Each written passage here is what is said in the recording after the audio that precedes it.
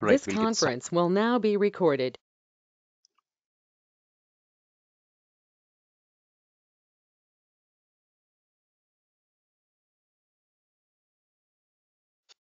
All right. Thank you everyone for joining. I know it's a festival weekend, but you all joined. Thank you so much.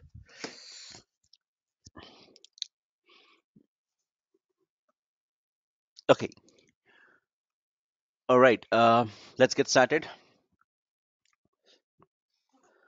So to begin with, my name is Kiran, and again, thank you again for joining. So about me, I have about 10 years of experience in DevOps and site reliability engineering. Um I'm passionate about technology and teaching, and personally, I like watching a lot of movies and sometimes read books.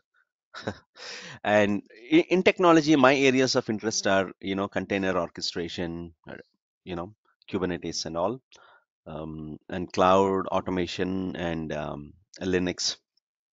So these are my areas of interest in technology. So that is about me. Okay. And before we dive into the demo, I would like to, set some ground rules. So basically very few rules, like, if you would like to ask me questions, interrupt me, but let me complete my sentence. And if someone else is speaking, please wait. Okay. And if you have any generic questions which is not relevant to the topic that we are discussing right now, in the sense, I might be discussing about cloud, but you might have a question about career or course or anything like that, so then please keep that question towards the end so that will not miss the logical flow. Okay. That's one part.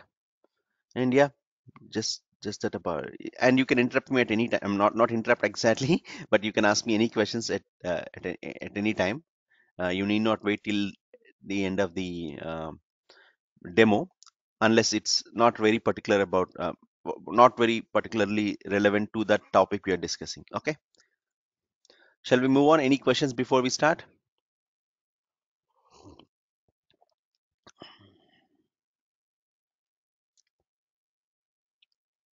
Okay,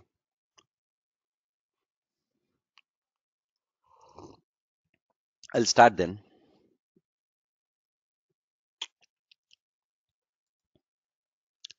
Okay, so straight into what is this course all about, right? Let's get some insights about this. So at a very high level view, we'll understand and use key Azure services, learn and apply DevOps toolset. So what is DevOps and how do we apply various tools to achieve DevOps? All these things we're going to learn. Gain insights into application lifecycle management with emphasis on operation and management. So the entire ALM, right? Application lifecycle management, in the sense of we are not going to do the planning and designing phase, but how do we how does a team typically operate from the DevOps perspective? What are the various stages and how do we make it better in each tool with DevOps? Okay. This course aims to be a gateway, sorry, to enhance your skill set and give the right boost to your career.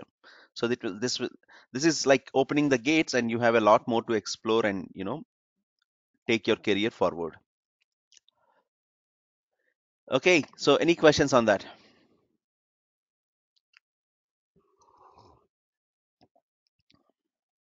Are you all able to hear me? Yes, yes.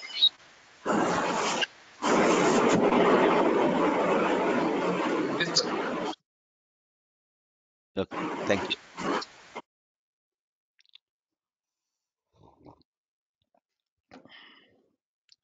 All right. So to begin with, you know, this course name is DevOps with Azure. So we are learning DevOps on cloud, right? Or how do we implement these DevOps practices on cloud? Um, so first, let's understand what cloud is. Okay, cloud is not actually this cloud. Okay, what does cloud computing mean? Cloud computing is the on-demand availability of computing resources. Okay, so what is that? What does that mean?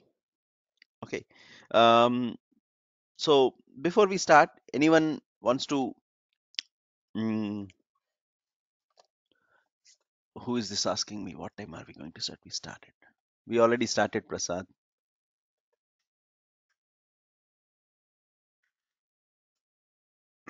Okay, sorry. So what comes to your mind when you hear the word cloud? Anyone?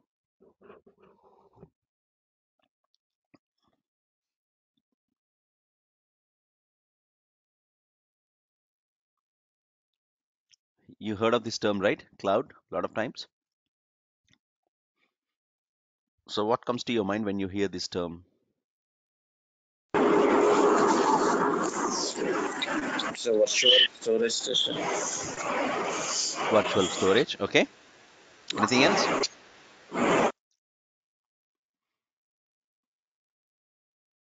Okay. Partially true. So let's see what it actually means. So cloud computing is the on-demand availability of computing resources. So what is this on-demand availability, right?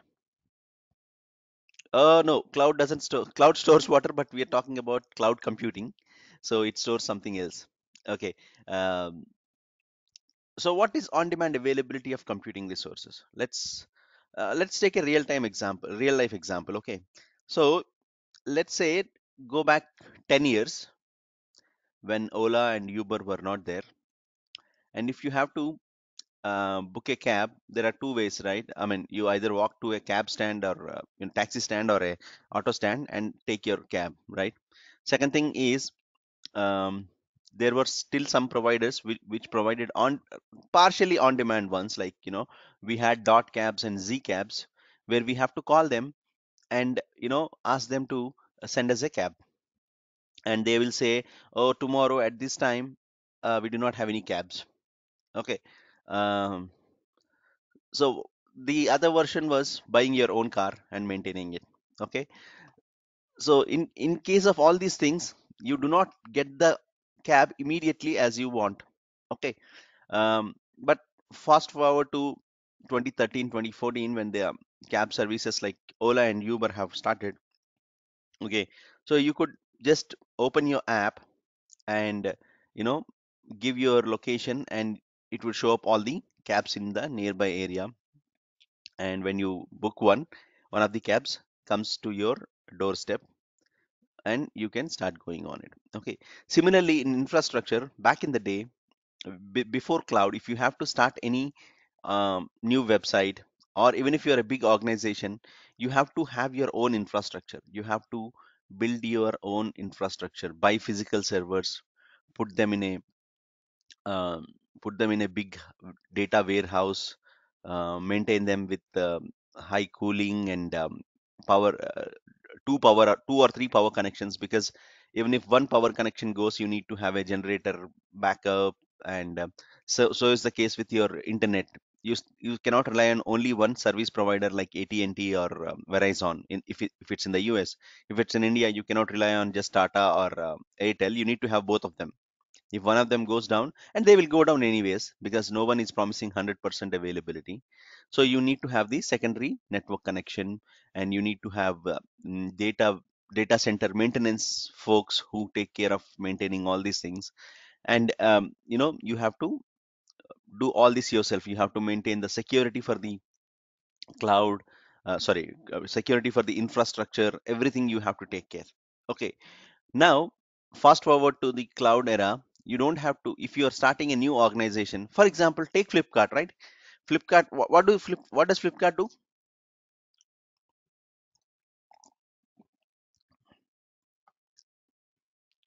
What does Flipkart do? Online shopping. Online shopping, but it doesn't sell anything. It helps others sell things through its platform. So is the case with Amazon, of course. They don't manufacture anything. They don't even procure anything. They are just a platform provider. Okay.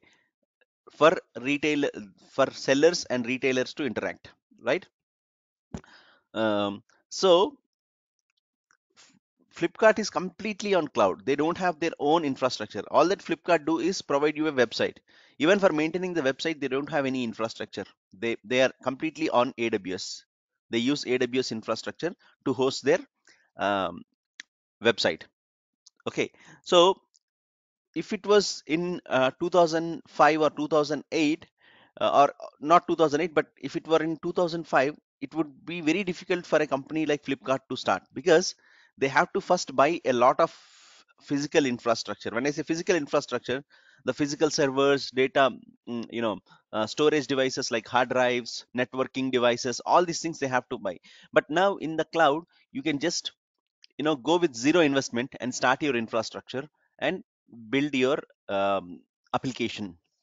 Okay, so that's the beauty of cloud. There is no upfront cost here. I put right upfront cost in the sense you don't have to invest anything before you start your application, because the bill will come at the end of the month, and you can start very low also. You can start with just like, let's say, four virtual machines or five virtual machines, and maybe a few storage devices, and you can start your journey with from there. And based on how your application is doing, how your website is doing, you can increase the resources or decrease the resources. Okay, so that's what it means, pay as you use. Just like your Ola or Uber, you pay only for the amount you use and not for the entire infrastructure. Okay, so let's say in a month you're using 10 machines, 10 physical 10 virtual machines. um, okay, so let's say in the month of October, from 1st to 15th October, let's say you had good amount of customers coming in. Uh, so you have used, let's say, 10 virtual machines. Just giving a rough example, okay? Don't go literally. From 15th October to 20th October, let's say the load was less. So you reduce to 5 VMs, 5 virtual machines. Virtual machines are nothing but computers, virtual computers. Okay. So, and from 20th to 15th, sorry, 30th, let's say you have moderate, um, you know, load. So let's say you're using 8 VMs. So your billing will be like this. From 1st to 15th, let's say each VM costs you around uh, 10 $10 per month, $10 per day. Okay, so you'll pay, or let's say 5 USD, $10 means okay. So your bill will be like this: 10 into 5 USD, 5 into 5 USD, 8 into 5 USD. So whereas if you are maintaining your own data center, you're buying your own infrastructure, then you will have to buy, you cannot easily scale down from 10 to 5 VMs, or because you have already bought your infrastructure, and that has to be maintained somehow, right? There is no way you can get away from it. You have to do the maintenance, you have to keep the um, systems on, you have to do the maintenance, and everything is still there. Okay, whereas in cloud, once you delete the resource, you can forget about it, and no more billing also. Okay, but all this is good, but what is cloud? Okay, so cloud is nothing but it's a collection of data centers managed by a cloud provider. What is a data center? The same thing I told you. A data center is a place where you put all your servers, all your data cables, routers. Okay, you have the cooling systems and everything. So instead of individual companies or individual users managing these data centers, a large organization like Microsoft or AWS manages them for us. And all that we need to do is log into a website, okay, or use some programming to create our own resources and use. It's as if you're hiring the resources for how as long as you need. If you need for 1 month, you can use them. If you need for 1 year, you can use them. Okay. Uh, so it's like renting the resources without actually buying anything, and you pay the bill after you start using it. You need not pay anything at the beginning of the month. At the end of the month only you pay. That's what I mean by no upfront cost. Okay. But let's suppose there is no cloud and you have to start a new business. Okay. Let's say some of us have an idea to begin a new application which is a machine learning based application which will give insights about your network usage, or rather your phone usage at home, how much phone you're using and what apps you're spending time. Those are already there, but let's suppose you have an kind of something like a gamification. You made it as a game and helping people to reduce their phone time, something like that. Okay, so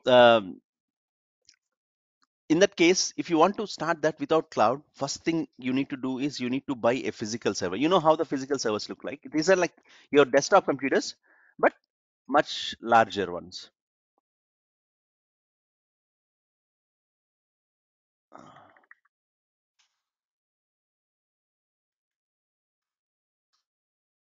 So even if you want to buy a basic one, right? This is like pretty basic. You have to invest 50,000. Okay, and you cannot just run with one server. Okay, it has to be at least you have to have at least two servers, because if one of them goes down, there is a secondary one. Because when you are creating an application for the public to use, you cannot afford it to go down, meaning the application should run in a backup in two servers. Even if one server goes down, another server is still running. So just to start a simple application, you need at least 1 lakh. Okay, and over a period of time you have to invest in the cooling and all these things. Okay, and you never know if your application is going to become a hit or a miss. Okay, so if it is going to be a hit, that's fine. What if it fails? Then what do you do with these servers? You have to sell it on the second hand market. But when you go in cloud, you don't have to spend anything straight away. Okay, you can start with simple machines, like which costs you like $50 per month. Okay, what is $50? About 4,000 rupees. Okay, so you can start with such a low billing, and then if it increases, you're also getting the revenue, then you can go to next level and increase your number of VMs on cloud also. So that's the important part of cloud. Okay, let's move on, then you can ask any questions. Okay, so if you talk about types of cloud services, there are three types of services: IaaS, or IaaS as it called as, PaaS or platform as a service, software as a service. Okay, what are these three things? We'll understand. Okay, so remember in um, the old time, or many organizations even today have their own data infrastructure. Okay, when I say data infrastructure, their own resources. Like let's take any big banking company like Citibank or JPMC, or even any financial organizations like mm, AAG Capital, or all these things. They have their own data centers. Okay, so they maintain their physical data centers. How do the data centers look like? You know, like this, full of servers and all these things. Okay, in your cloud also they look like this, but the organizations who are using them, they will not maintain. It is maintained by someone like AWS or Azure, Microsoft in case of Azure. Okay, um, so what is IaaS? Okay, you have your physical infrastructure. What does physical infrastructure means? Meaning things like this: actual servers and cables, cooling system, everything. Okay, and on top of it,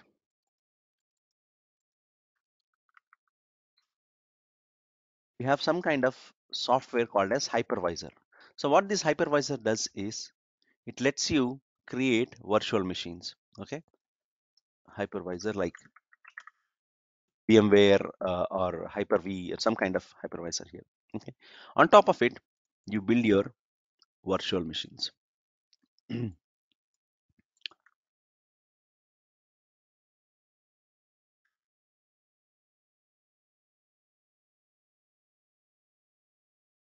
Each of them might have its own operating system. Okay,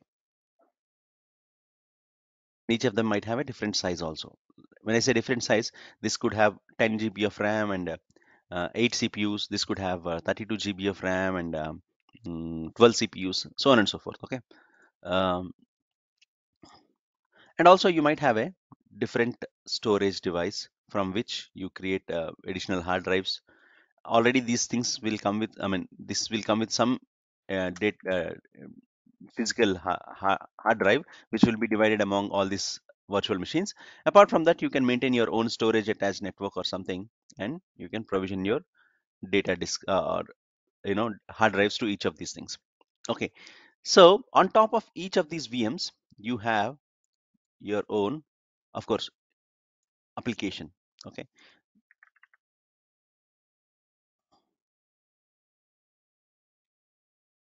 but before even we go to the app layer, right? Applications, you have to create them separately. But think about this: the apps need some kind of platform or runtime to run. What does that runtime mean? For example, if you're running a Java application, you need to have Java pre-installed. Okay, so Java should already be running. Or if it's a Python application, you need to have Python already running. So that's called as a runtime environment. Okay,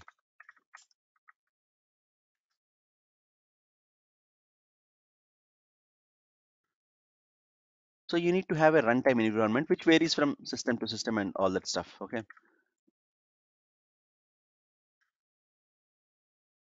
and on top of it, you have your applications.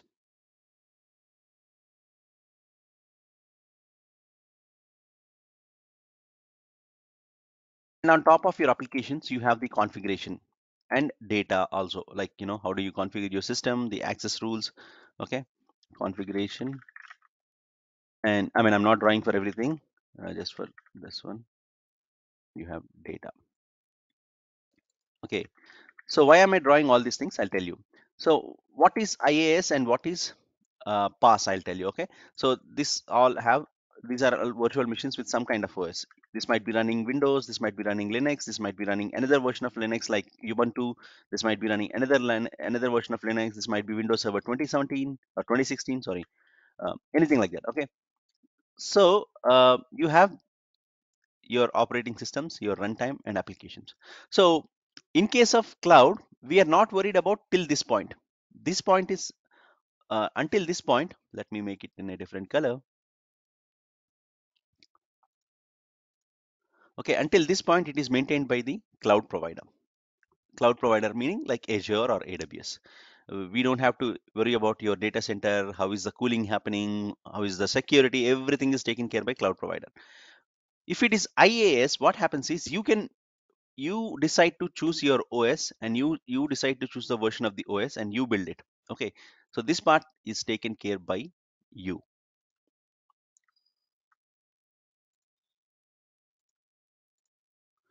Okay, until this part you take care of that. Mean, I mean, you need not worry about, you just pick up a operating system.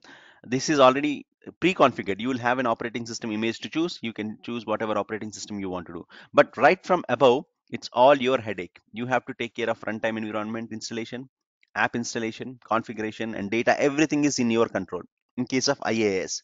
That means also additional work for you, because you have to also maintain the operating system updates. There are, you get your Android updates and Windows updates, right?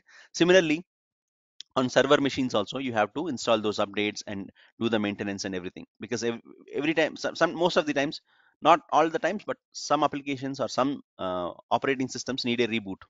So you need to take care of all these things. So from here to here, if you are taking everything, that is IaaS. Okay, so let's see an example.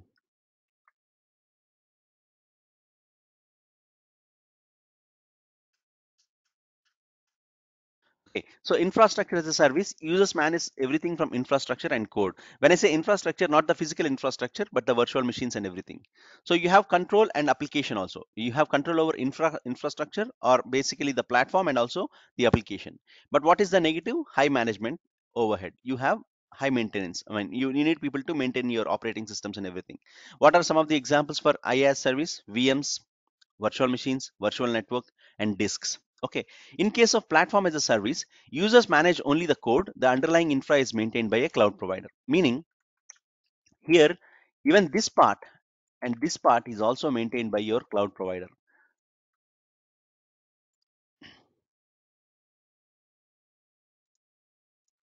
Okay. You only worry about your application code. Okay, if you're running a Java application, you need not worry about if you have to install Java in this operating system and what operating system you're choosing. Of course, you can choose the operating system you want to install your application on, either Linux or Windows, but you can you need to worry only about your application, your configuration, and the data part. You need not worry about maintaining the runtime environment, maintaining the updates to the OS. Okay, so you're not installing on individual virtual machines, you're installing on a platform. Okay, underlying the platform, there might be multiple machines. Okay, so you have to worry about your application code, your configuration, and data and access, and all these things. Okay, that is PaaS, platform as a service. Okay, users manage only the code, the underlying infra is maintained by cloud provider. Worry only about dev activity in the sense development activity. No administration, um, no administration tasks are there in this. Okay, you need not worry about logging into your virtual machines, updating your operating system, and so on and so forth. Okay, and less control. What is the negative is less control over your overall platform. If you want to install your application only on a certain version of operating system, you cannot do that. Okay, example for that are Azure Web Apps, uh, AWS Elastic Beanstalk, and platform.sh. These are some of the tools for your PaaS solutions. Okay, and the last one is something we are all using. We all been using from quite some time. SaaS, software as a service. What is that? In this case, you don't have to worry about. What's wrong with this?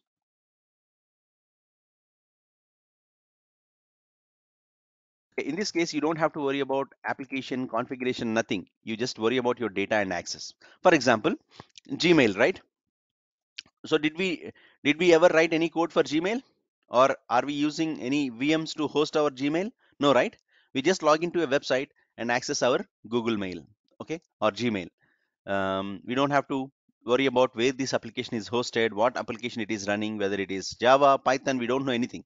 We simply log in and start using it. Okay, that is SaaS. Not only as an individual user, but companies also use a lot of SaaS products. For example, Microsoft Teams, right? Microsoft Teams is also a SaaS offering because your company is not hosting the code for Microsoft Office, Microsoft Teams. It is hosted by um, Microsoft somewhere in their cloud, and we are directly accessing Microsoft Teams. Or some companies might use a third-party payroll website like Zoho or what are the other things? Workday. Um, there are some many other tools, right? So in this case, let's say you're a company which is mainly focused on let's say machine learning, and of course you will hire people. You need, let's say, 500 people or 1000 people to work for your company, but you don't want to invest in creating a new payroll site for all your team. Okay, because there are other providers like Zoho or Hevit and other sites who will readily give you the website to start working on it. So you don't have to invest on additional money and create your own payroll website. You can talk to them and say, hey, okay, we have 1000 employees and we need you to maintain our payroll information and everything. So they will maintain everything. All that you need to do is do the admin task, take care of the data part. Okay, like upload your HR team or your payroll team will start uploading the payrolls and update details in um, the particular third party site. Okay, in this case only the maintenance you do is about the data side and access side, who gets the access and all. Even your Microsoft Office Teams also, that's what you do, right?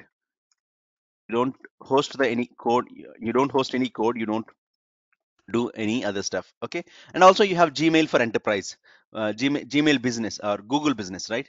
So here in this case you can give um, your team if let's say you are a startup, you're creating your own company, call it as careerit.com. Okay, so you don't want to create your own email servers, you can use Gmail for business and create usernames for all your employees, like Kiran at careerit.com, but it will be on Google but with your own domain name. Okay, Google will maintain your mail servers and everything. Isn't it awesome? So we don't have to worry about spending money. So examples are Gmail and GitHub. GitHub is for your source code maintenance. Okay, so these are completely uh, SaaS products. Okay, we are using a lot of SaaS products without knowing, like WhatsApp. Everything is a SaaS product these days. Okay, as an end users also you can use, or as a big company also you might use SaaS products. Okay, any questions?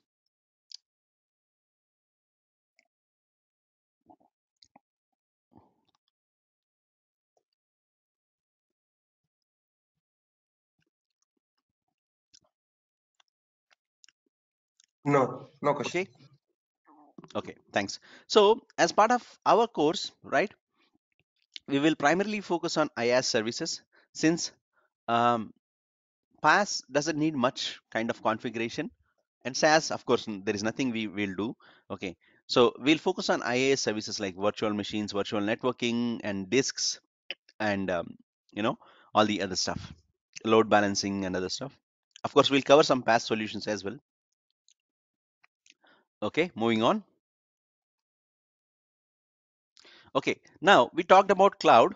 Cloud is nothing but on-demand availability of computing resources. Okay, and also cloud has to meet, anything can be cloud. Okay, Gmail is also cloud, like I said, but it has to meet these 5 criteria um, to be known as cloud. One is um, wide network access, meaning it should be accessible from any place and with any kind of multiple connectivities, like it could be web, mobile app, and also some API based one. Okay, and resource pooling, meaning just like your Ola and Uber, right? If you use Ola from 10 a.m. to 11 a.m., it's like your own Ola. But from 11 a.m., if I'm using the same cab, it's mine, right? Similarly, you use your virtual machines or data disks as long as you need. Once you delete them, someone else can access the same resource. Okay.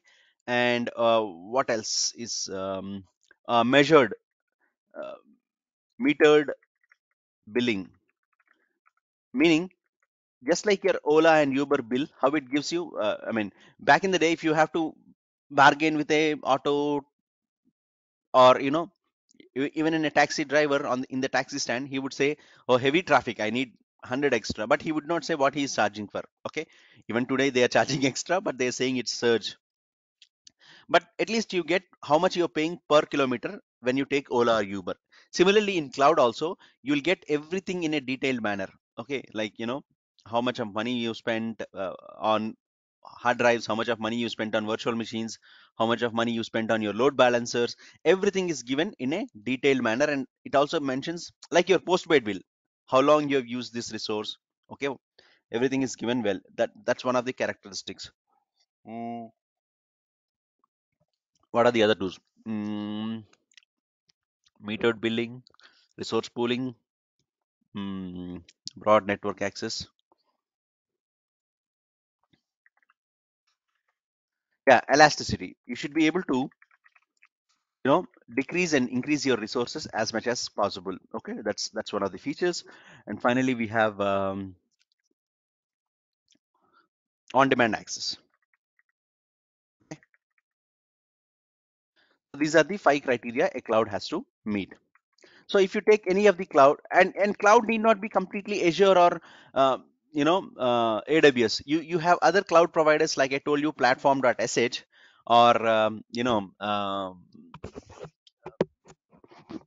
there was this cloud provider which was popular before AWS came, called as Heroku, Heroku. Okay, these are also all cloud providers, but they did not offer full services like Azure or AWS. Okay, so yeah. Now coming to cloud, Azure. What is Azure, right? Azure is Microsoft's cloud offering. Okay, this is we understood about cloud. So Azure is the Microsoft's public cloud offering. It is one of the leading cloud providers, only behind Amazon's AWS in market share and service offerings. In terms of number of users, or in terms of number of services, uh, Azure is second in place. Obviously, AWS is the market leader. It started much earlier than Azure. AWS started in 2010 itself. Okay, so it's obviously has that lead there, and Azure is just beyond AWS in terms of number of customers and also number of services. Azure's infrastructure is spread across the globe in 54 regions and 140 countries. So a region is nothing but a particular point in place. Okay, and 140 countries, because we are talking about not only the main data centers, but also there are something called as your caching centers, or what we call as CDN, content delivery networks. So all these things included, you have your coverage in 140 countries. Azure's services span various areas such as virtual machines, storage, machine learning, IoT, big data, and security, and many more. So when you talk about services, Azure has services in all these areas, and there are many more as well. Okay, we are going to cover key services among them. Um, so if you look at the Azure infrastructure, this may be slightly outdated. Maybe I think I created this in April or June, or April or May. But these are the places where Azure has its data center. So when I say we are going to create resources on demand, what I mean is we just log into our console and create some resources, but they have to be there somewhere in the physical location. As the meme says, there is no cloud, it is someone else's computer. Okay, that means when you say you're using cloud, you're not using your own servers, you're using Azure servers. So those servers must be there somewhere, right? So their servers are spread across multiple regions across the globe. So as you can see, the presence is mostly in the US and European region, and also some presence in the Chinese and APAC, and India also. I think Central India is yet to come on. Yeah, it has three regions: West India, Central India, and South India. Wherever you have these rhombuses inside the blue circle, that means uh, or full rhombuses, that means they have more than one data center within that region. Those are called as availability zones. Okay, we'll talk about that in detail in our course. But wherever you see these dotted circles, that means announced regions. They are going to come soon. They might have already come. Okay, so many places Azure has its resources. Azure has its data centers. Okay, so let's say I'm in South India. Does that mean I have to create my resources only in South India? No. From here, I can create my virtual machines in North Central US. You can pick up from your website, Azure website, and you can pick the location wherever you want to create. If I let's say I'm in India, but I'm working for an Australian client, then obviously I'll create resources for the in the Australian region. Or if I'm serving, I might be in let's say UAE North, but my customers are in West Europe. Maybe then I'll create in West Europe. Okay, it depends on so many other factors, but from any place you can create resources in any other location also. Okay, in our exercise we'll create mostly in East US and some in India also. But East US is the best bet. We never had issues with East US, these two regions. Okay, because with free tier there might be some kind of issues in other regions, but not in US East. That's my experience. Okay, but if you're working for an organization, they have a fully billing setup and everything, so you can create resources anywhere, but you will create only in the place where you're supposed to create based on your business requirement. Okay, but the point is, from anywhere you can manage resources that are located in any other region. That is the cloud, right? Broad network access. Okay, questions?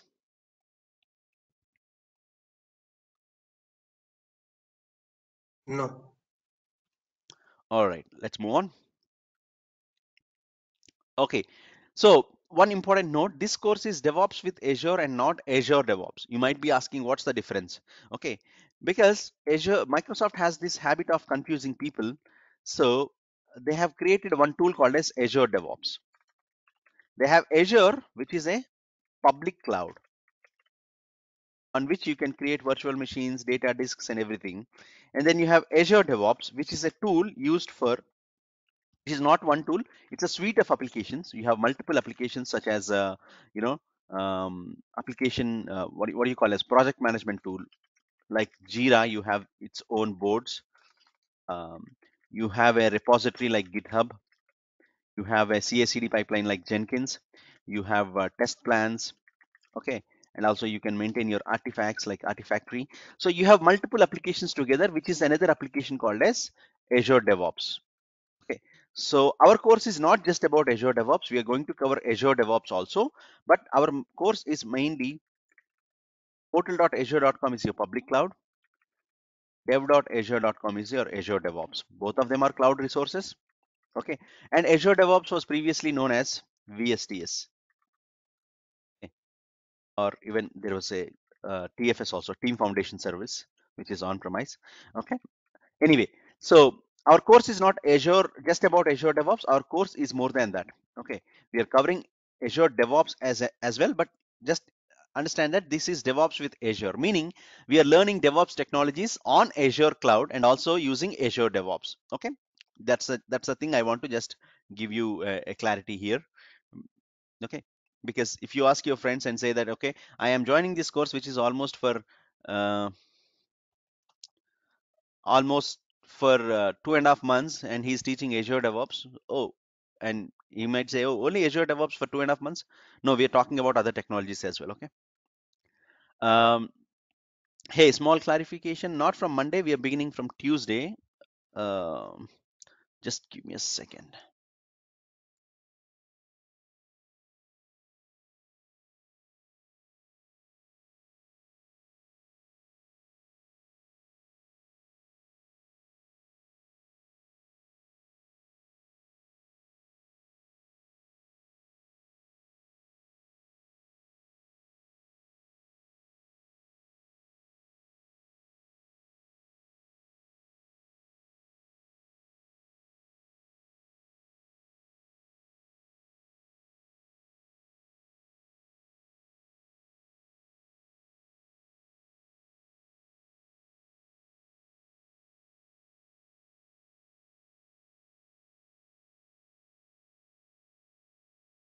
Okay, sorry about that. All right, now let's talk about DevOps. We talked about what is cloud and we talked about Azure.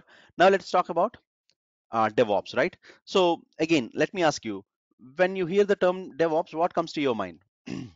When you hear the term DevOps, it's a buzzword, right? Everyone's been talking about this one. Yeah, it's a combine of multiple tools, Jenkins, Hmm. Docker. Continuous deployment and continuous integration. Yeah, Continuous integration and continuous delivery. Anything else? Development plus operation. Sorry, Development plus operations. development plus operations. Okay, It is deployment, auto deployment kind of thing.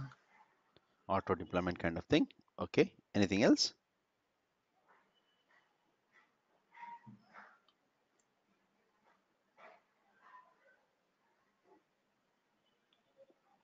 Okay, you're all That right. I mean, partially right again. Um, so let's see what DevOps actually means.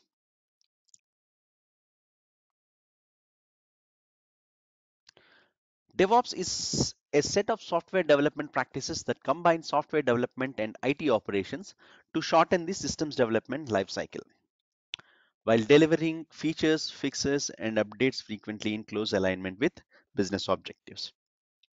Okay, what does that mean? Okay, um, so this is the important part. You all said DevOps is development and operations, so that's been going on forever. Like always, like development and operations together only. But what is the difference in um, DevOps, right? So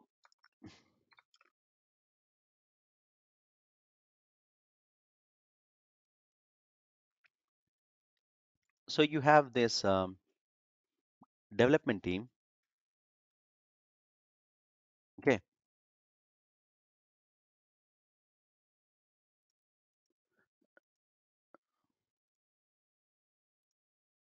I like to make it colorful, and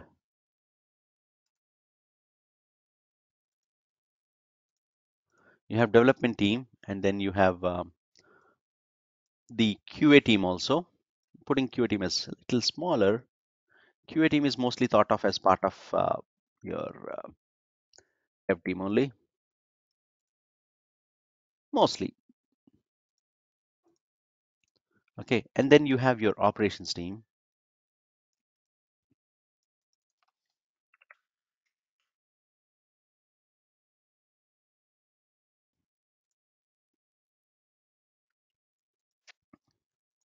Okay, traditionally these teams operated in silos, meaning in separation. So development team would work on something, and operations team is not aware of that. Maybe the QA team is in line, because as I said, many organizations might consider QA as also part of development team. Okay. Um,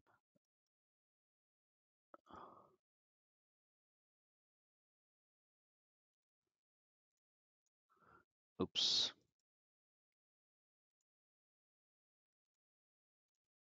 Okay, so you have development team, you have operations team. So what would happen is development team would work on something like a new application or something. Let's say they worked on the project. Total project time is for 90 days. So they will work on development on their own laptops and everything for the first 75 days or 80 days, and then just 10 days before the release, they will say operations. They'll reach out to operations team and say, okay, we have a new application, we need to launch it from November 15th. So here's the code, deploy it on the dev servers and let us test it. Okay, and now the operations team is in a fix. Suddenly they have to drop everything they have and work on this one. And the development team may specify the requirements, what kind of servers required and all these things. But they deploy the code on the servers, okay, and it's failing due to whatever reasons, maybe incompatible software or whatever. Then operations team will go back to dev team and say, hey, systems are failing, I'm not able to run the application in dev server. He says it is work development team says it is working on our laptops, what's happening, it's your problem, fix it. Then again operations teams have to see what is difference between their laptop and these servers and finally fix it. Okay, so this is a big problem. This was slowing your development process. So what DevOps actually indicates is, as someone rightly said, it's not just dev and ops. Dev and ops are still there. They are not like, merged into a single team.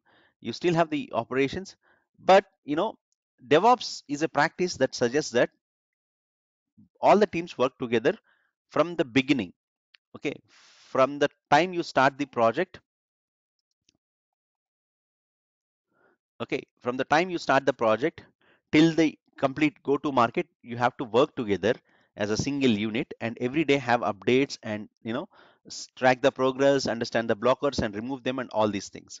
Okay, as part of this, you're all right, we will use tooling like CAC. We'll use automation like CI/CD, continuous integration and continuous delivery, and other tools. But the important aspect is to bring these two teams together, delete the, I mean, remove those barriers. Okay, remove those separations between dev and operations team and combine them as a single team and work together to achieve faster to market. So the ability to see, if you look at the definition, um, says combine software development and IT operations to shorten the systems development lifecycle. What is systems development lifecycle? So systems development lifecycle means you have these phases. Just give me a second.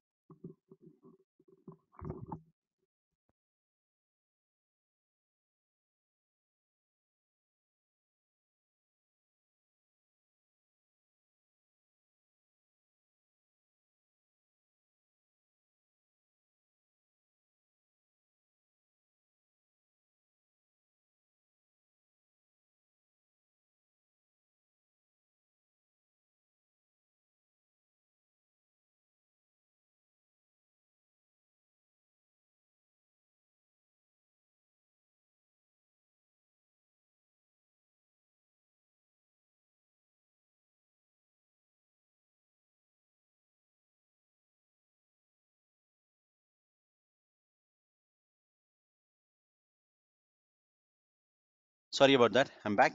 Okay, so you in software development life cycle or any systems development life cycle, you have these 5 phases: plan, or rather, plan, design, build,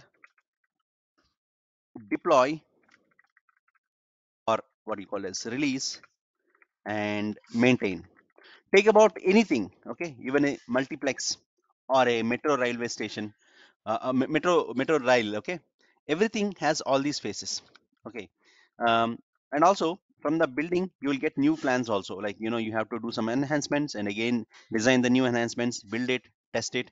Of course, before you release, you test it. And this is your systems development life cycle for any systems. This also applies for software.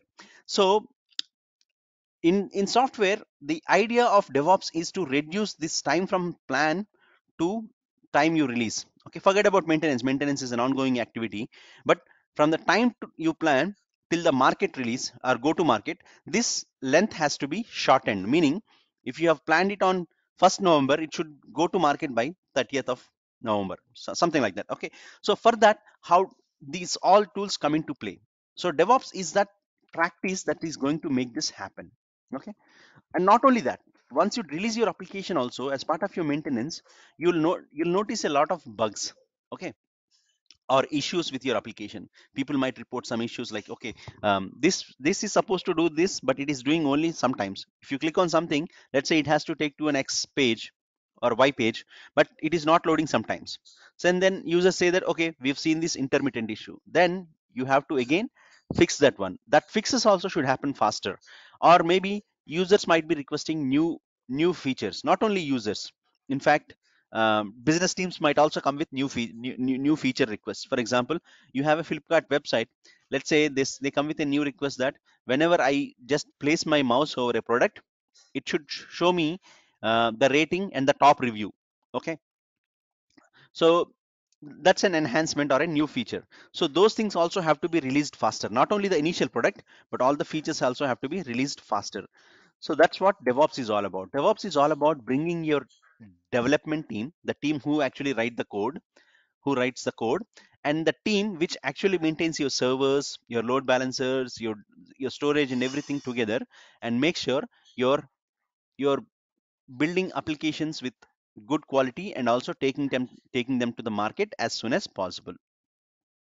Okay, that's the DevOps. So if you look at DevOps as a structure, as you already said, it's mostly about CI/CD, right? But not only CI/CD, you have to understand infrastructure automation. For example, your application is going to need a new set of servers, okay, which needs to be provisioned in a for testing something. So you should not manually create all the applications. You should have some kind of automation to create your infrastructure. So we have infrastructure automation. Not only that, you create, let's say, 10-15 servers, but in each of these in some of these servers you need to have database, MySQL database.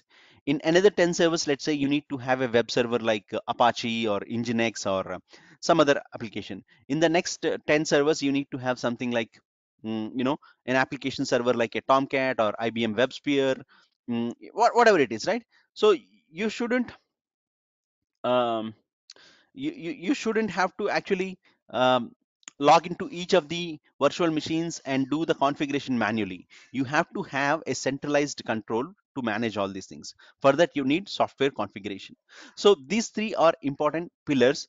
Of course, your entire DevOps structure is also based on your platform. When I say platform, your infrastructure, your operating system, and containers, these things are, I mean, this pillar is not from a practice perspective, but from a learning perspective, what you need to be strong at.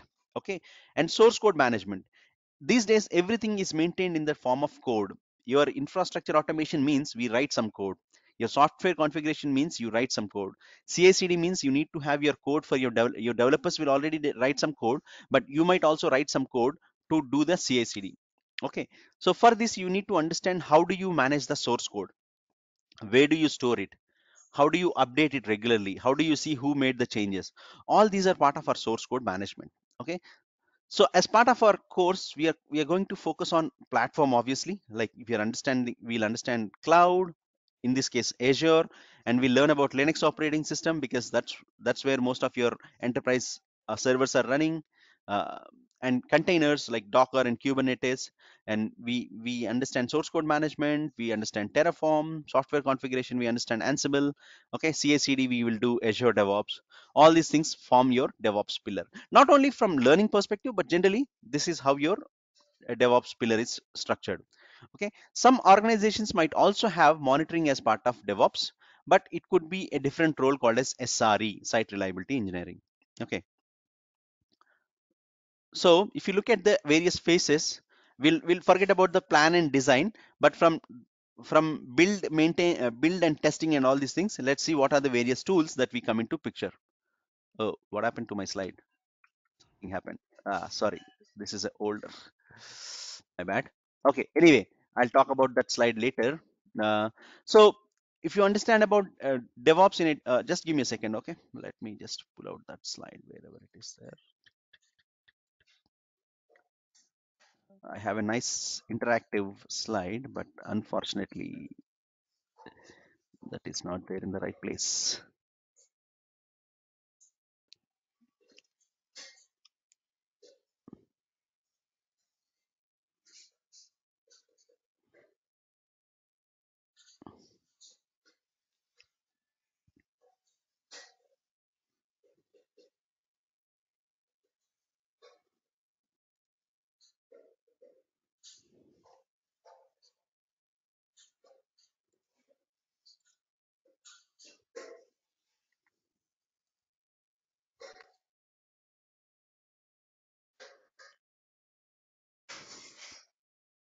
Hello, can you all hear me? Yeah, Kiran.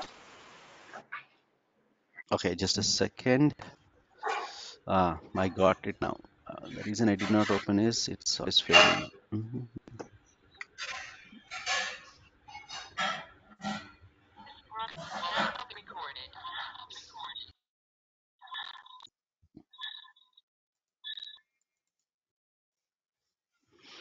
One second, please.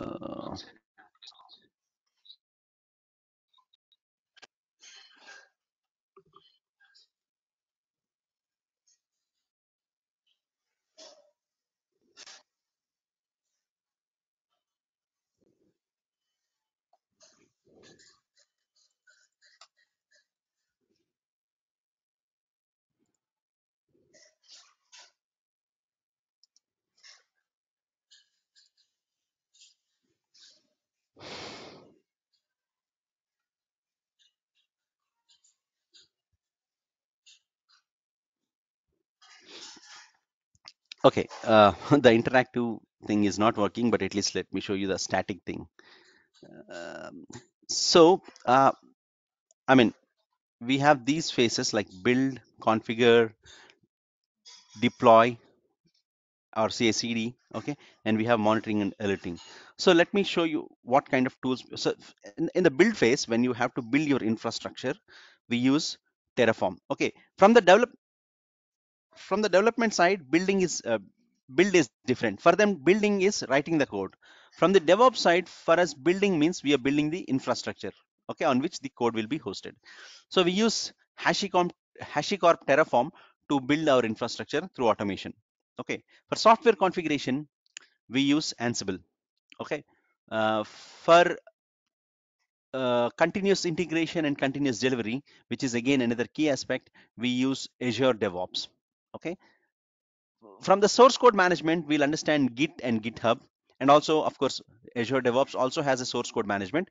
We'll learn about that as well. So, as I said, Azure DevOps is multiple tools. It has source code repository like GitHub. It has CI/CD like Jenkins. It has other tools as well, like project management and other things. Okay. Um, so similarly, for monitoring and alerting from the cloud perspective, we'll understand Azure Monitor. See, monitoring is a big topic, very big topic, and we are covering just from the cloud perspective how you can monitor. Okay, but again, some DevOps teams might do monitoring, some DevOps teams might not do monitoring. And from the operating system perspective, we'll learn Linux. Of course, I did not put what do you say, Docker here, but you know, we have Docker and Kubernetes also as part of our infrastructure part. Okay, and of course, all these things we are going to practice where?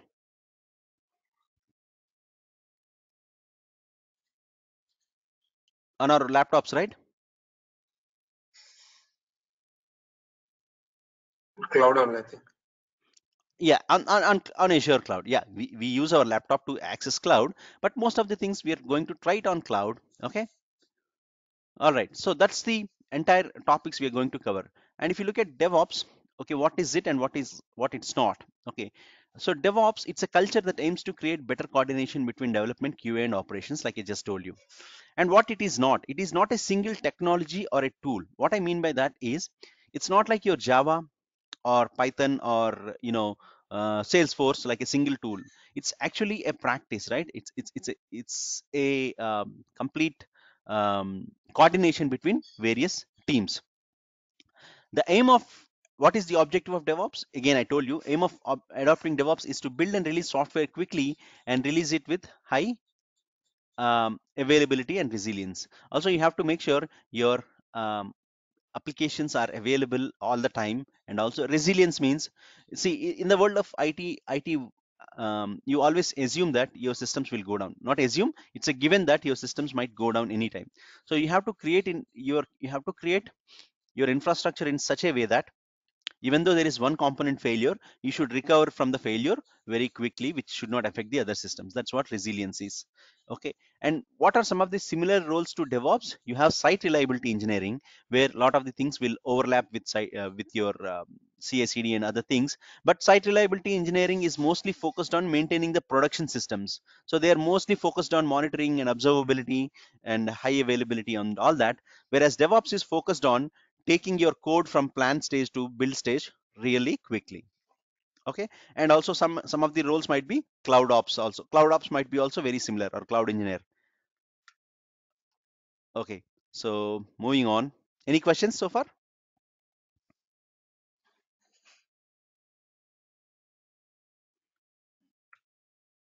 Why is it not moving forward? This is the problem with this presentation itself, is gone bad. Just give me a second. So, do we get like since you as you said in the syllabus, like you will be teaching this Terraform in the all the stages, like build. Sorry, I mean to say all the tools. GitHub, Git, or Ansible, Terraform, Jenkins, or Azure DevOps, like that.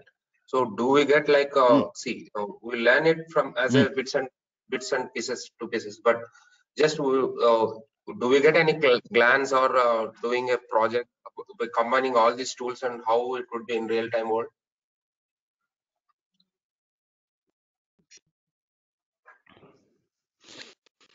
Yeah, see, I'm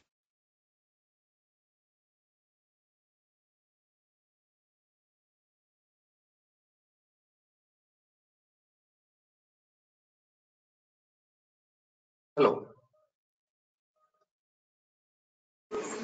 Your voice is breaking. you're not audible, I think.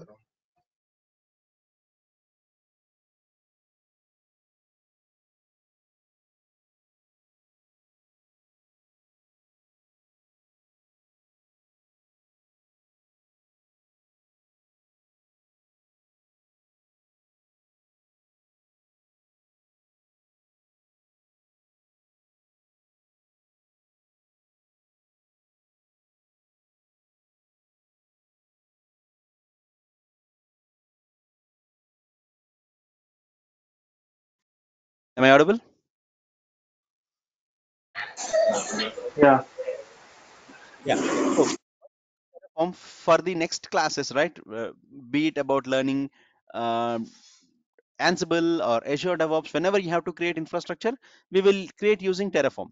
Once your Ansible is done, even for Azure DevOps, there is something you have to use your Ansible. We'll use Ansible plus Terraform wherever required. Okay. On CI/CD part, again, we'll combine these practices together, and I'll also show you not only the regular CI/CD, but how to create infrastructure, or CI/CD using not CI/CD, but some kind of automation using Terraform and CI/CD and Azure DevOps. How we can combine these things and see.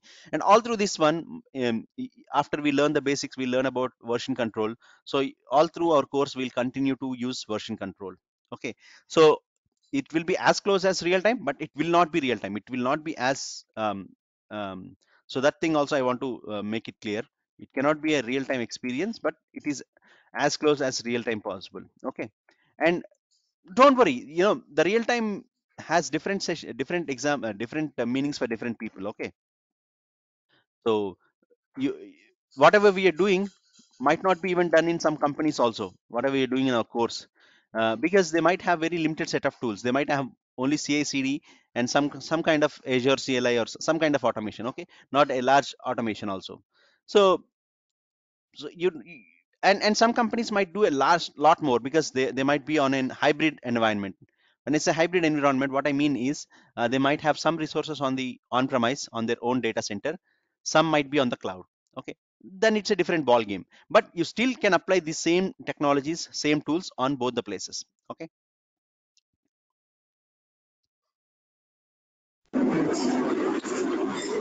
Is we discussing on Jenkins file in this course? How No, to no, develop instead of the Jenkins, no, no, instead of Jenkins, we are using Azure DevOps, like I told you, right? Azure DevOps is a tool which helps you do the CI/CD. Okay. Okay. What about the So Kubernetes? Are you going to cover the yes, Kubernetes yes, as well? yes, So yes, what is yes. the I'll use of come to that? Kubernetes. Okay. I'll come to that. Wait. Okay. So this is the curriculum. So we are going to talk about Linux operating systems. We'll understand what is the file system, how do you navigate, how do you edit files, what are the packages, processes, and all these things. Okay. From the cloud perspective, from account management, resource group, identity and access management, virtual networks, VM, storage, DNS, Azure CLI, that's another automation from Azure perspective. And virtual machine scale sets, load balancers, all these things I did not include, but we are going to cover all those things. And from the infra, and of course storage also, we're going to I put storage there. In storage we have three types of storage. We're going to cover all those. From the infrastructure automation or infrastructure as code, we are going to understand Terraform. How do you install, how do you configure, how do you create, delete, and update your infrastructure using Terraform. From the software configuration management, we will talk about Ansible. How do you install, configure, what are various commands, modules, what is a playbook, what is a variable, and inventory, all these things from the Ansible perspective. Source code management, we're going to talk about Git and GitHub. Okay, so what is Git, what is GitHub, what are the differences, how do you install Git, how do you configure GitHub. Okay, all these things we are going to learn from source code management perspective. From the CI/CD perspective, we'll understand Azure DevOps. Okay, there is no installation. It's mostly like configuration because it's not Jenkins. Okay, we are not installing anything. It's mostly readily available for us. We understand about agents, not slave nodes, agents, and integration with GitHub. How do you create your extensions? How do you run CI/CD on Azure DevOps? From the containers perspective, we'll learn Docker, how to install Docker in your systems or on virtual machines. How do you configure it? How do you run containers? How do you build your own images? How do you, what are volumes? What is a image registry? What is, I mean, in our case, we'll understand about Docker Hub and what is a Docker file. Okay. From container orchestration perspective, we'll learn about Kubernetes. Okay, what is Kubernetes, what is the architecture, what are Kubernetes objects, how do you manage Kubernetes using kubectl, and what is a pod, service deployment, all these things we are going to learn. Okay, and from monitoring and alerting perspective, we'll learn Azure Monitor, which is all about I mean, in that part we see how do you configure a monitor, how do you set up alerts, and what are action groups, all these things we're going to cover. Okay, so that's the overall curriculum. Okay, so this is, I mean, again, I've condensed some things. For example, storage covers at least three different aspects, and IAM is also a big topic, and VNets we talk. And I did not put the basics also. We're going to cover, all the first week is going to be mostly theoretical session where we understand what is IT infrastructure, what is networking, and what is a virtual network, what is a CIDR, IP address, all the basics I'm going to cover in the first week. Okay, so that thing I did not include it in the curriculum, but that is also there. Right from the scratch to understand how are the systems, I mean, created, or the virtual machines created. And I mean, we don't have to do that. We are not virtualization experts, but just I'll give you the overview of DNS and IP addressing. Everything is taught in the first week. Okay, so that's the overall curriculum. Okay, why did I choose Azure DevOps and not Jenkins? Because more and more companies are using Azure DevOps, and particularly if you're learning Azure, it will only make more sense to understand Azure DevOps. Okay, so that's the curriculum. And Kubernetes is a container orchestration tool. What are containers? So if you look at the previous picture, we have evolved from virtual machines to containers. So containers are like a mini virtual machine which can run on top of your virtual machines. Okay, already virtual machines are a layer of virtualization from your physical infrastructure. Now containers are an operating system virtualization. So Docker is the tool which will help you to create containers and run them, but Kubernetes takes it to the next level and makes helps you to you know uh, helps you to sync the containers together and help you run your applications in a containerized mode. Okay, and again in Kubernetes I put a asterisk here because Kubernetes itself is a very deep topic. We need at least 1 month to cover all the topics. So this is a overview, or like one session. Of course, I'm going to cover all the important aspect of a Kubernetes cluster, from how to create your Kubernetes on cloud to how to create your own deployment. How do we use the Docker Hub to pull our images? How do we set environment variables? Everything I'm going to cover, but there is a lot more to cover in terms of advanced topics like persistent volumes, stateful sets. All these things are advanced and it will be too overwhelming for you. Okay, to begin with, I mean, we're already learning a lot in this course. So if I also stuff you with Kubernetes in 2 to 3 days, it will be a lot more for you. So rather than that, I want you to learn whatever you're learning in a very, what do you say, though you're learning little, you have to learn it effectively. Okay, so once you get thorough with all Docker, and once you get thorough with CI/CD and other tools, you can spend your time on Kubernetes and get yourself to an expert level. But right now in this course, it's going to be a high level course, but we are going to cover all the important aspects. From there, you can build on your own. You can start building your knowledge base on your own, or your skill level on your own. Okay, so that's the curriculum. I'll come back to this one before we go for question and answers. I have 2 more slides, and then I leave it up to you for questions. Okay, so from the questions that I have been receiving in the demos, I have put this slide. So what are the requirements? Okay, what should you have to join this course? Of course, you would need a computer with system administrator rights, preferably, because you have to install some software. At least a 4 GB with i3 or a quad core would be a good fit. Even if you don't have that configuration, dual core system is also fine. We can manage, no worry, but this is good to have. From the software perspective, we have you need to install a tool called as Git, and it also comes with a tool called as Git Bash, through which we are going to connect to Linux machines. Then from the code editor, we will install VS Code, and there are few other tools you might have to install, like Azure CLI and all these things. From the subscriptions perspective, what are the subscriptions you need to take? You have to take Azure free tier subscription, which is free as the name says. But the challenge here is this is only free for 1 month. Unlike AWS is free for entire 1 year. Okay, but Azure is free for only 1 month. That's the challenge. So our course is for more than 2 months. I say 10 weeks, but sometimes we go beyond that as well, because we have a lot to cover, as you have seen.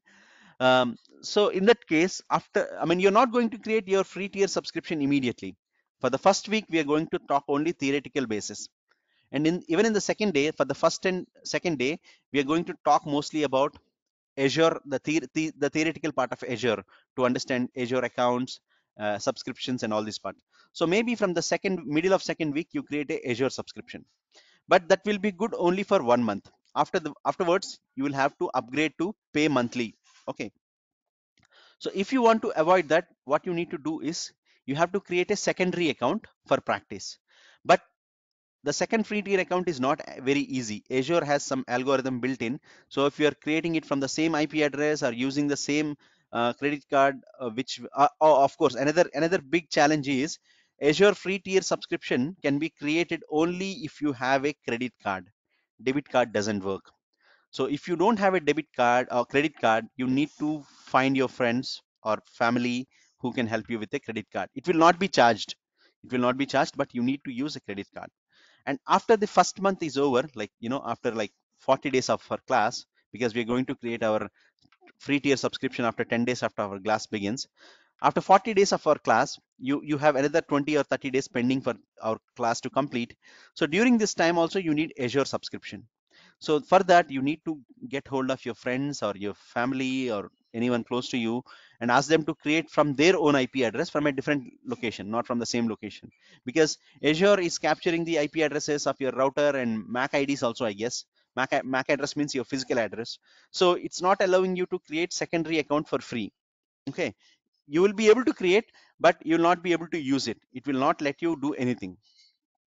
Okay, so the backup account has to be created from from a different address with a different credit card. So you have to ask your friends to help you in that matter. Okay, or if you have someone working in Microsoft, they can help you with a free subscription.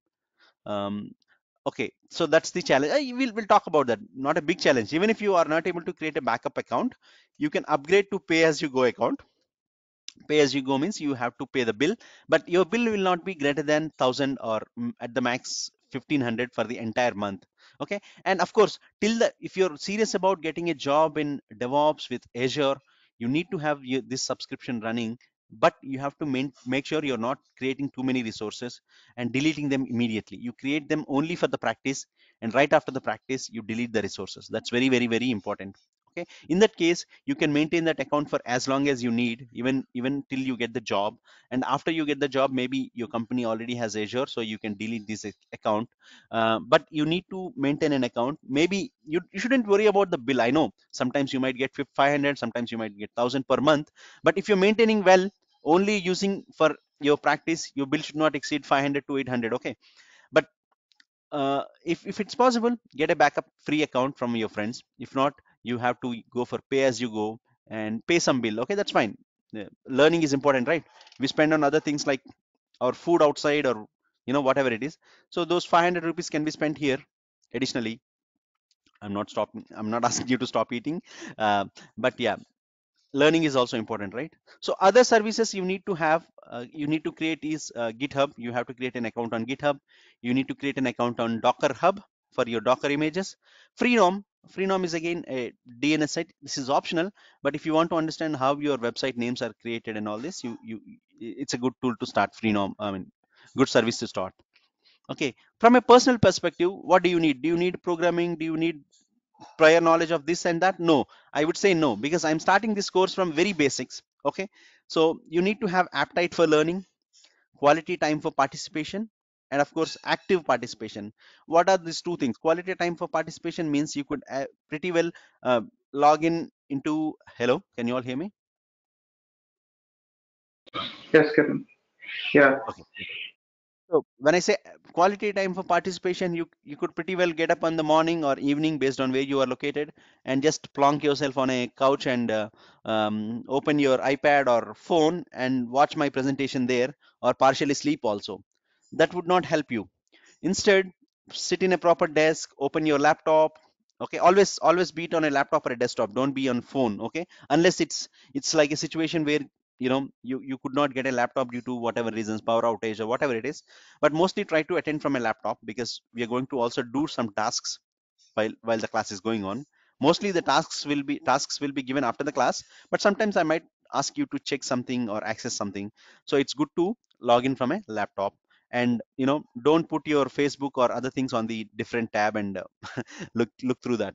Okay, and active participation in the sense, ask questions. Okay, ask you know practice very well before the day, before I mean the previous classes tasks. Practice them and come back with questions or anything. Okay, so I'll tell you already. One person has already asked about real time experience and all these things. So I'll give tasks that are like almost the tickets we get in real time, but most of the folks don't do. Okay, and I'll also tell you this fact. I have the gender demographics as well. It's always two or three women in the class who are doing all the tasks and who are asking me questions. Men never ask questions. Very rare. I've never seen men doing the practice and asking me questions. It's always the women. Okay, and I'm very happy about that. So you ask all these questions in the demo, like why do we get real-time experience? I need a project, mini project, and all these things. But even if I give some mini project, mini projects, a lot of the people don't do. So what's the point, right? You're spending money, you're spending your energy. So spend those additional 1 hour, 2 hours every day, and you'll be ready for your interviews. Okay, without practice you cannot go for the interviews. You will have a tough time. Even if you manage the interviews in the real time, you'll have a tough time. Only if you practice, you get a lot of questions. Only if you practice, you understand the difficulties, you understand what are the silly things you're missing out, and you get confident in the workplace when you go. Okay, I know there are a lot of ways to get into companies these days, but you will not survive. Okay, as a manager in one of the organization, in a big organizations, I'm telling you this. Okay, you will not survive. Okay, we are able to identify people who are getting through what you call as backdoors or some kind of management, some kind of um, tricks. It's easy to find out. Not it doesn't take much effort to find out. Okay, what I mean to say is I'm not threatening you or anything. I'm only requesting you all to, if you're joining this course, put your full efforts. Okay, use your office time also, I don't care, but when we give a task, when I give a task, please try to complete that. Okay, um, that will make you very confident. It will make you as good as a real-time experienced employee. A lot of people in real time also don't do a lot of these things. Okay, so that's what I'm telling. This is a good opportunity for you. We are covering a lot of details. I'll cover from ground, bottom up to ground zero to take you construct the entire DevOps pillar. So it's up to you if you want to learn this and how well you learn. Okay, so whatever we are learning, learn with your 100% effort, practice them. That's the important part. Okay, and skills again, if you are already a programmer or if you know some kind of programmer, that's a great plus. If you don't know, doesn't matter. If you learn Linux operating system, very good. If you don't know also, doesn't matter. I teach you all the basics. I'll teach you what you need to do. I'll teach you even Linux scripting, which I did not put in the slide, but we'll talk about Linux scripting for a day or two. So we have all these things covered in our course. It's only about how you practice and go forward. um, so yeah, to sum it up, I'll conclude with this and leave it up for the questions. So this course is aimed both for freshers. When I say fresher, you could be total fresher or fresher to IT industry, and also to those already working in IT, and covers a wide variety of processes and technologies. Okay, we are talking both about the process part and also technology, but emphasis is on technology only. This course aims to equip you with the right amount of theoretical and practical knowledge of DevOps practices and tools. Okay, to be honest, most of the times we are going to do practice, we are going to do hands-on only, but there will be enough theoretical knowledge as well. Okay, um, while this course offers a lot to learn and upskill, it is your enthusiasm to learn and practice that takes your career to the next level. So I leave it up to you. I'm opening the gateway. It's up to you to grab all the resources, learn and improve yourself and go forward. Okay, so that concludes our demo, and I'm open for questions. And again, another important, before you ask me, do we do a lot of coding? Yes, everything is code these days, folks. We are not doing programming, we are not developing web applications, but we have to write a lot of code. We have to write, we'll do a lot of typing rather than clicking. Simple words. Okay, of course we copy paste a lot of things from the available documentation. It's not like we are creating anything from scratch, but we'll understand how to use Linux shell scripting. We'll understand how to use Azure CLI, Azure command line. We'll understand how to use Terraform. Ansible is again YAML. Kubernetes is YAML. Docker file is written in its own format.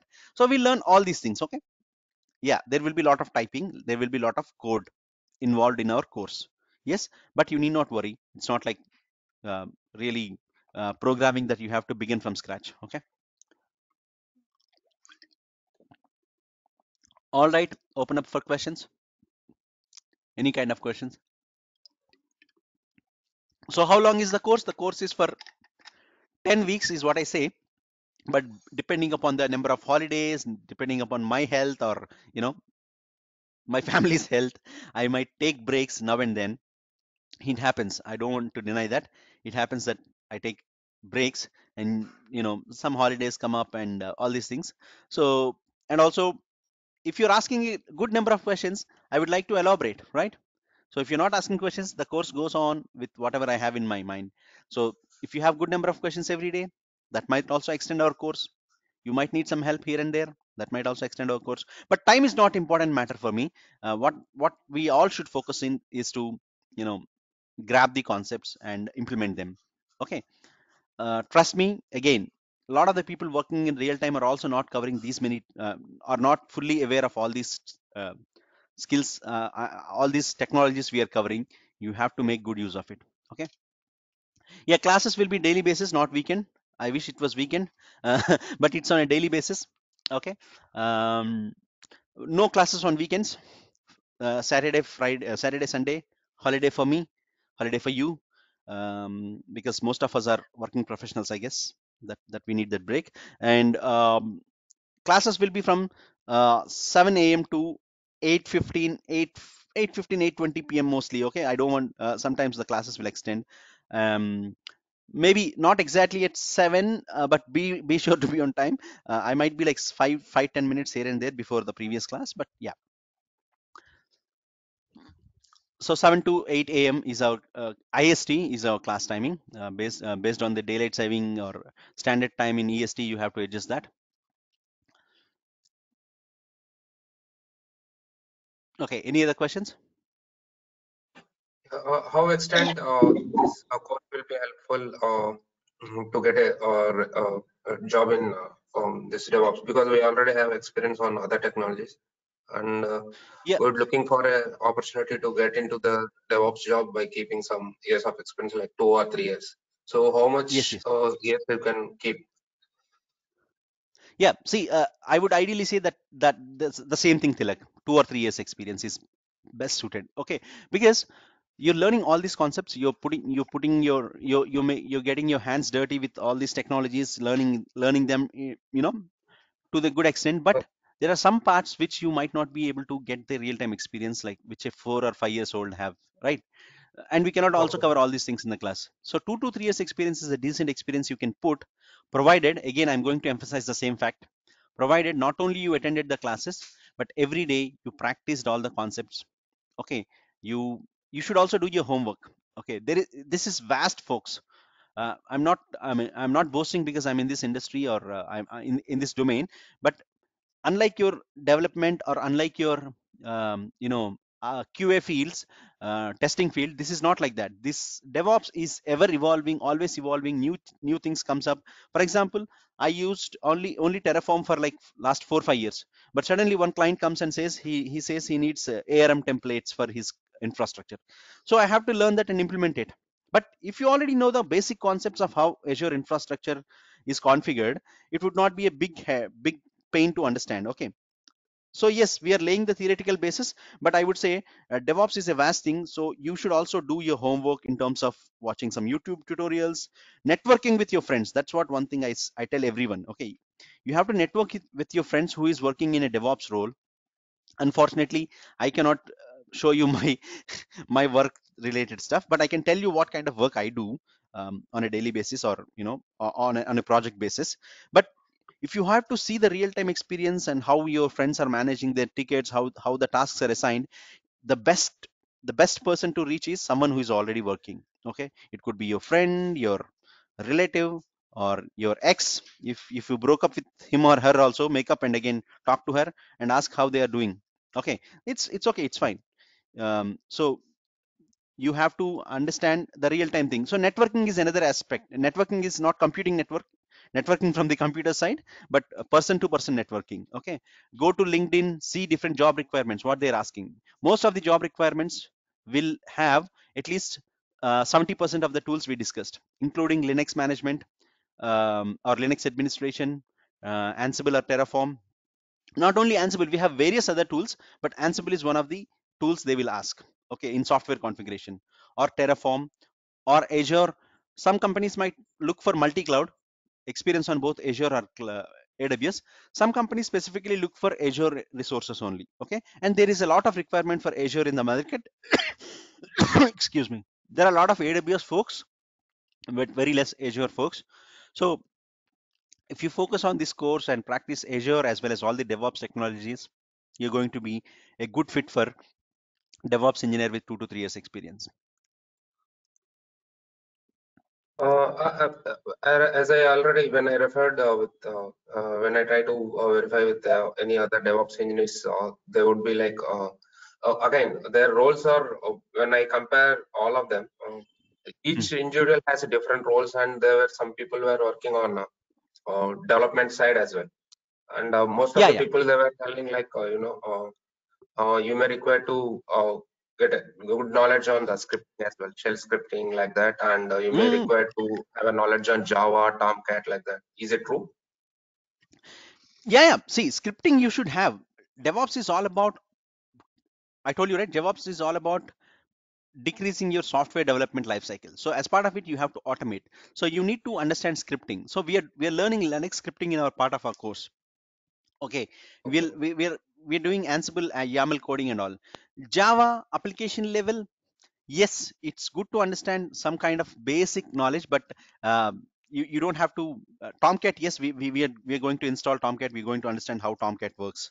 Okay, but not in depth because of the time limits I have. But what you can do is you can definitely read on, read online about, or watch some videos on how you configure a Tomcat from end to end. And I kind of do use automation to install Tomcat, because my point is to show you how Ansible works.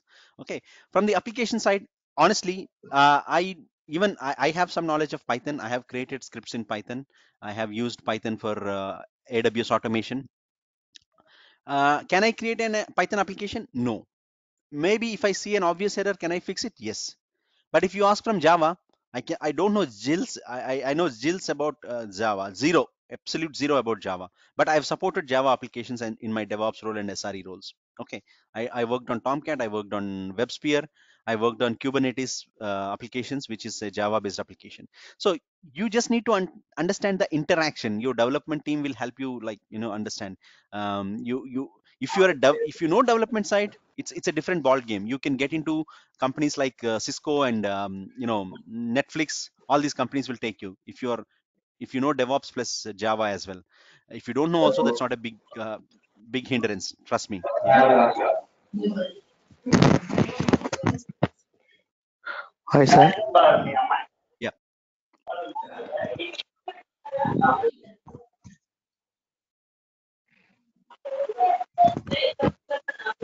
Yeah, hi, Kiran. Morning. Hey, good morning. So, if I put a question like this, so what is the best option to choose, whether it is DevOps with AWS or DevOps with Azure? Because I'm working on as a Java developer, so it's been like 5 years for me. Hmm. So, what would be the best path which I need That's to select? that's a good question. Both have their pros and both have their positives. Both have their own requirements. Okay, but initially in career IT, we used to have only DevOps with AWS or only AWS administration. But as we have seen, a lot of demand for Azure resources and a lot of people asking for Azure with DevOps, or DevOps with Azure. This has been started. Yeah, there is, as I said, there is requirement for Azure folks. A lot of companies a lot of companies have started adopting Azure because they're already deep into Microsoft ecosystem. Some startups, some companies, or big companies also are already on AWS. But in terms of new companies that are adopting, there is equally good I mean, there is more and more companies moving towards Azure. It could be due to various regions there, various reasons. They might be already in Microsoft ecosystem like Office 365 or whatever contractual obligations. So a lot of people are moving towards Azure, so there is requirement for a lot of Azure resources. With development background, it will make it much easier for you, okay, on Azure with all these DevOps technologies. Oh, Y- yeah. yes, thanks, Kiran. I just went through your AWS session as well. That was awesome, actually. Hmm. So, Yeah, thanks. Yeah. thank you. I also teach AWS and Azure. good Good for me to keep myself updated. See, in my work also, sometimes I don't have to do all these things. Okay, I don't use Kubernetes on a day-to-day plan. So teaching the classes will help me keep me in touch, and I'll not forget any of these things. Yeah, Rajshekhar, please go ahead. I sir, I have the quite opposite for listening this. My background is mechanical engineer, so I'm Hmm. interested to join the software field. And you Hmm. are teaching some of the course like Linux, whatever you teach right now, and it Hmm. is helpful for to get a job for listening all these things. Okay, if you don't have any experience in IT, uh, Yeah, then it is a little difficult. I will be very honest. to go into DevOps roles. You cannot directly go Okay. into DevOps role, but you can start with something like a system administrator or a cloud ops engineer roles, okay, and get 1 to 2 years of real-time experience. Okay, Okay. uh, I'm not sure how when did you graduate and all these things. I don't know, but assuming you are a fresher, Okay. you could start it as a cloud ops engineer or a support engineer for the first 1 2 years, and later move on to a DevOps role. Okay, so Okay, sir. unfortunately, there are very limited openings for DevOps folks. But in whatever field you're going, all these things will be very useful because I'm starting from a very uh, let's say I'm starting from quite basics, and from there we are going up. I'll talk about what is a network, what is IP address, all these things we are going to cover, and what is a virtual machine, how do you create it on cloud, and all these things. So you should be really well prepared for any kind of role for freshers, like operations engineer or platform engineer or support engineer. So you can start your role there. You need not always start with DevOps, and then eventually you can graduate, or you eventually progress to um, bigger roles like DevOps or SRE and other roles. Okay, that's my Okay, sir. advice. Yeah. Okay, sir. It is you talked that there are a lot of codings for Hmm. logical, and I have no idea about the codes where I did the BTech level. So it is Yeah. easier or to knowing the difficult way. Uh, it's I'll try to make it easy. I have to say that in the demo, but you have to also put your efforts, right? So Okay. I'll teach the basics of coding, like what is a if loop, what is a variable, what is for loop. Okay, how do you um, what is the syntax of Linux shell scripting and all these things, and also what is the syntax of Terraform, what is the syntax of Ansible. All these things I'm going to teach you, but you have to Okay. pay attention. You have to also practice. Okay, practice, practice, practice. That's the mantra. Okay, sir. Thank you. Thank you, sir. Yeah, I think someone else has heard the same similar questions. Okay, so I don't know how or when did you graduate and all that, but if you have already graduated some time ago and you're trying to get into IT, it will be some challenge, but you have to continuously searching for jobs, and also networking with the folks who are already working, and understand what kind of job role will, I mean, what kind of technologies they are using and all that. See, already Tilak has started that networking part, and he understands from various teams. And Tilak is right, it's DevOps is very vast and varied, meaning some company might be doing everything including the development part also. I mean, some companies DevOps teams, in some companies DevOps might be doing only CI/CD. Okay, in some companies they might be doing only the uh, you know the infrastructure automation. So there are differences where, and the tools are also different from different companies. Okay, but these are all the most in demand tools that we are covering in this course, and only the tools that I know. Yeah, but once you learn these tools, you will be able to grab other tools also. Not a big deal if you understand uh, the basic concept of how the interaction happens between one tool to another tool. That's not a big deal. And Do we get any help after this course? Do we get any help in uh, preparing for interviews or resumes or something like that? It's not like No, every sir. time. Maybe last Yeah, session or something like that. yeah. I'll definitely talk about your based on the interest. If you can email your resume, I'm definitely going to review it and provide you feedback. Okay. I'll also tell you what should a basic resume look like and what projects you can put in your thing. Not elaborate thing. Okay. Um, I don't want to spoon feed you everything, but what is the format you need to put and what tools you can talk about, and I will also you have a lot of online resources as well, Tilak. You can find about DevOps or SRE resumes, and you get the basic idea, and you can connect that with what we are discussing in the course, and you can prepare your resume. But definitely, yeah, I will be happy to help you if you can send your copy of your resume after this course, and I'll say what is good and what is not good and where you need to update. Okay. And interview questions, I will not have a separate session, but whenever we are discussing some topic, I might tell you what might be the probable questions, okay, or where the interviewer might ask you, or how does that thing becomes important from the interview perspective. Okay. but not exactly interview questions, or I don't have a set of questions. But if you all can create your own, what do you say, mm, a repository of interview questions, that would be awesome. Okay. There was one Can there was one batch who created their own Google Drive and maintained the interview questions and exchanged whenever they are even after the course is over, they were exchanging the questions on the Google Drive. Kiran, Kranti here. Coming to Azure and Azure with DevOps, so what is the course content that differs? If I'm personally interested, and what Okay. is I'm missing if I only understand this particular course, if I don't cover the rest of the Azure? Okay. So when you talk about Azure, we might cover some of the topics covering here as well, like for instance, the Terraform part or Azure CLI.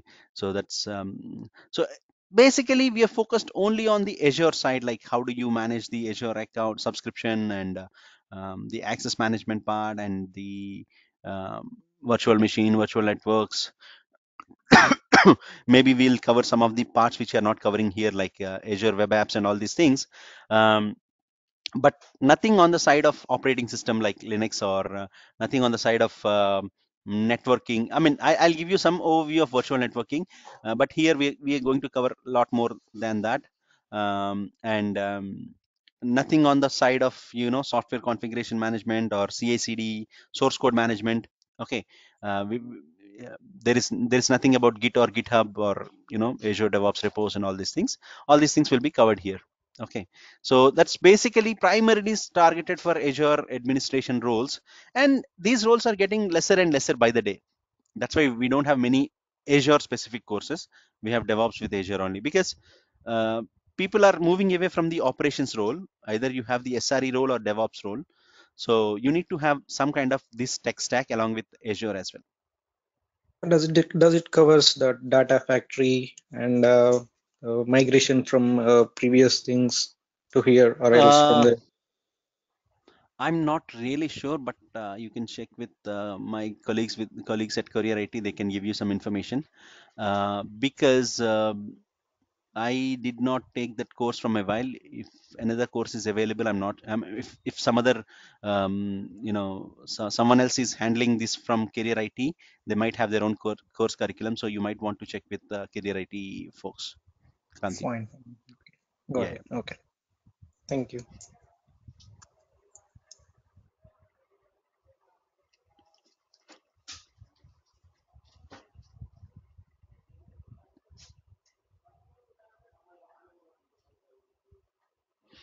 All right. Any other questions?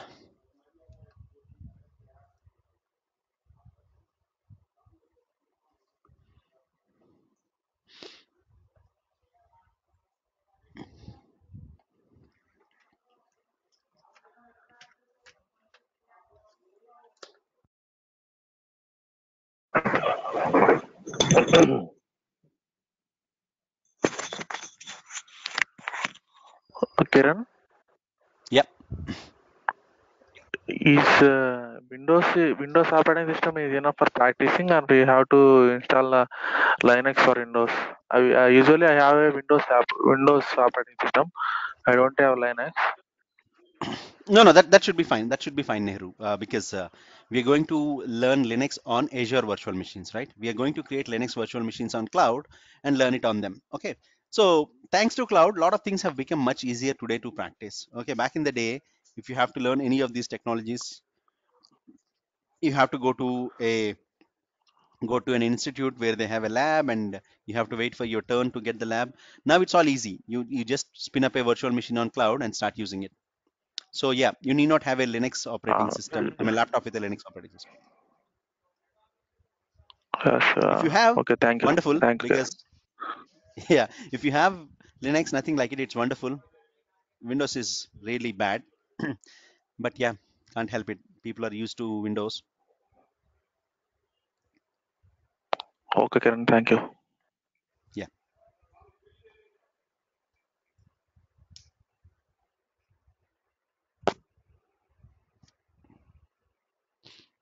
So we don't need any kind of home lab environment or any kind of virtual machines on your own laptops. If you want to create also, you can create. But since we have cloud, all of the challenges will be addressed. And also wherever possible, I will kind of give you a comparison between the relevant AWS services. I mean the equivalent AWS services. Okay, what is a VNet called in AWS? We are not going to go into AWS console and do that, but just for some understand. So, Kiran, due to some XYZ reasons, if you're not able to join any one day or maybe today, is there any backup for those days? Good question. Yeah, all the sessions are recorded, unless there is some kind of some kind of unpredictable or unknown technical issue. Most of the classes are recorded, and they will be available for you immediately or maybe the next day. But mostly, our team at Career IT is great in getting these things to you. So yeah, you will have them ready. You can listen to them even after the course is over. You can still um, uh, uh, you still have access to the all the recordings. Sorry. Okay, Kiran, Are you thank going you. to cover all of the Azure services? No, we are not covering all the Azure services. As I said, our focus will be on IaaS services. Okay, infrastructure as a service, because there are 200 services or almost like that number of services, including the Databricks, Data Lake, and IoT services and all these things. If I cover all of them, we have to have this course for entire year. And even I don't know most of the services. I'll be honest with you. Um, I see there are some past services like SQL database. There is nothing in that you have to learn. You have to just provision it and connect to your this thing, provision to connect to your virtual machine or any other service. Okay, so those things you will gradually understand. You just need to understand how the applications interact with the database. How do you put this endpoint in your Tomcat application or your Java application?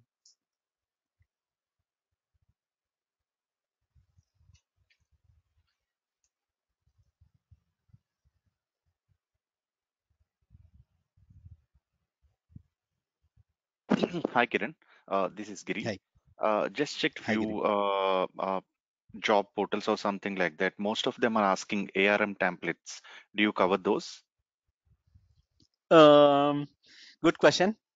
Uh, we are not specifically covering ARM templates because they have also gone out of uh, I mean they're still there. It's not that Okay. they're gone out of place, but it is being replaced by Bicep. So what we shall do is we shall spend half a session or something and understand how ARM templates are created. Okay, I'm not Okay. a big fan of ARM templates because those are clumsy and difficult to maintain. uh, I'll also tell you why we are going for ARM templates, going for Terraform and not ARM templates. I'll Hmm. show you with an example also. Okay. Yeah, that's fine. Yeah, Yeah. thank you. Yeah, definitely we'll I'll show that to you. Yeah, thank you.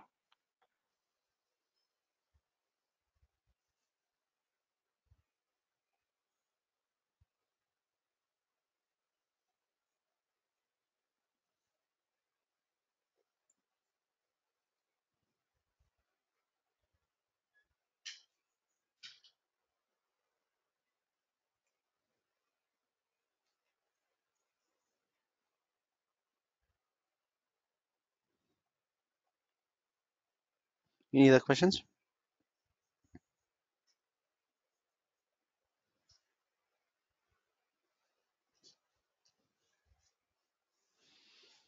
All right. If we don't have any questions, I would like to thank you all for joining this demo, and hoping to see you all on Tuesday. Um, mm, with all your enthusiasm and your appetite for learning. Okay. Have a Okay. great weekend. Yep. Thank you once Yeah. Do again. join for the first week and see how you know helpful this course might be for you, and based on that, take a call. Okay.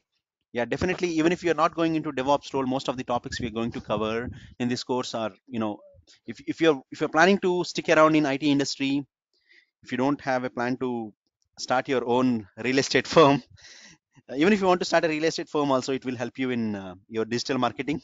Some of the tools we're talking. So please stick around and we'll have fun. Talk to you all on Tuesday.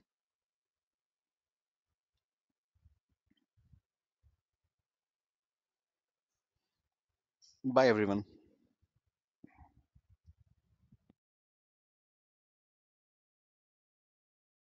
Bye. Thank you. Thank you.